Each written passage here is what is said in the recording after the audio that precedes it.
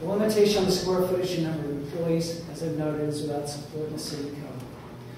The 2000 ordinance that was passed by the city does not distinguish between accessory and primary uses. There's no such language in that ordinance.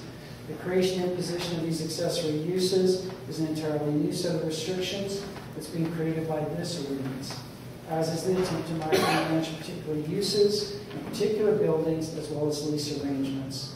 Once again, the criteria of the city's zoning ordinance allows the city to regulate uses, not particular tenants, their sizes, or their employees. The city seems to be taking the position, as best we can determine, that because Eden has requested approval of its revised master plan, that the city is entitled to rewrite the conditions of the CUPS to the entire campus. The city code does not allow for this. Assuming that Eden sought an amendment to its CUP, which is a matter in dispute by Eden, then section 53.175 will govern, and this section is clear.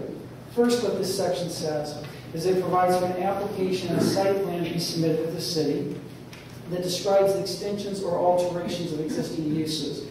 And the Plan Commission is then charged to investigate and report as to the effect of such building and uses, and to investigate those and their effect on traffic and fire hazards, the character of the neighborhood, and the general welfare of the community.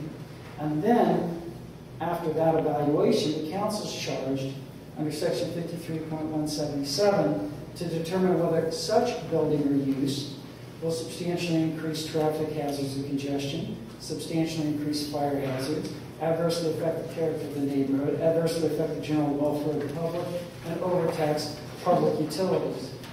This section does not authorize the city to broadly review the existing conditional use permit and impose new conditions upon the existing campus.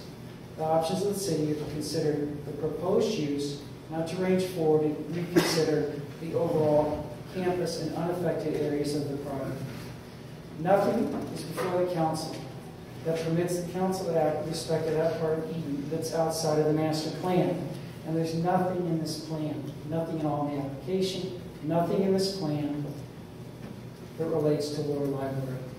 It's not part of this master plan that is submitted to the city. It's not part of this application.